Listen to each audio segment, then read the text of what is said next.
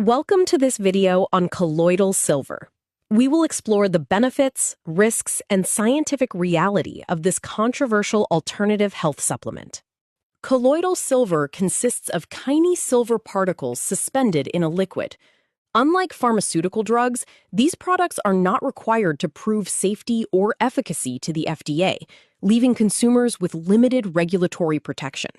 Historically, silver has been used for centuries, from ancient vessels to keep liquids fresh to its use in hospitals as a germicide before the development of modern antibiotics.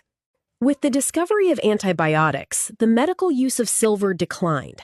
Scientific consensus today confirms that silver has no known essential biological function in the human body. In today's market, colloidal silver is often promoted as an immune booster or antibiotic alternative. These aggressive claims lack clinical proof, making consumer education vital for safety. The FDA declared in 1999 that colloidal silver is not recognized as safe or effective for treating diseases. As a dietary supplement, it faces minimal pre-market safety testing requirements. Scientifically, there is no recognized medical use for ingesting silver. Because it is not an essential mineral, it can accumulate in the body's tissues, which may lead to permanent health consequences.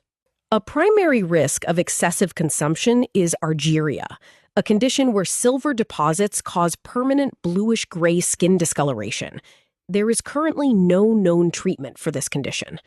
Beyond cosmetic effects, systemic risks include potential organ damage, neurological impacts such as seizures, and chronic symptoms like persistent fatigue or digestive distress. Colloidal silver can impair the absorption of critical medications, including certain antibiotics and thyroid drugs like levothyroxine, creating potentially life-threatening interactions for patients. Vulnerable populations, including pregnant women, infants, and children, are at heightened risk of toxicity. Nursing mothers should also be cautious, as silver can potentially transfer through breast milk. It is critical to distinguish between dangerous internal ingestion and FDA-approved topical applications. Medically formulated silver products, such as specific wound dressings, have proven clinical benefits. In controlled medical settings, silver sulfadiazine is a standard treatment for burns. These pharmaceutical compounds are designed to deliver silver safely, minimizing systemic absorption. Modern research is investigating silver for use in antimicrobial coatings, such as on breathing tubes or implants, to help reduce the risk of infections in clinical environments. Finally, scientists are exploring the potential for silver to act as an antibiotic enhancer. While this holds future promise for treating drug-resistant infections, it remains in the laboratory stage. Looking ahead, silver nanoparticles are being researched for various medical applications. This includes antimicrobial contact lenses to prevent infections, engineered hospital surfaces to reduce pathogen transmission, and advanced drug delivery systems for precise therapeutics. However, there are serious environmental and safety concerns. Silver is toxic to aquatic life, and nanoparticles in wastewater may impact essential bacteria.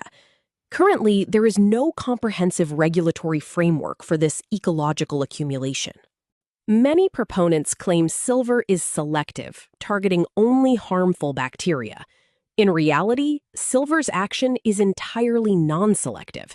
It can disrupt the beneficial microorganisms in your gut, potentially causing dysbiosis and associated health issues. At a cellular level, research indicates that silver nanoparticles can be cytotoxic.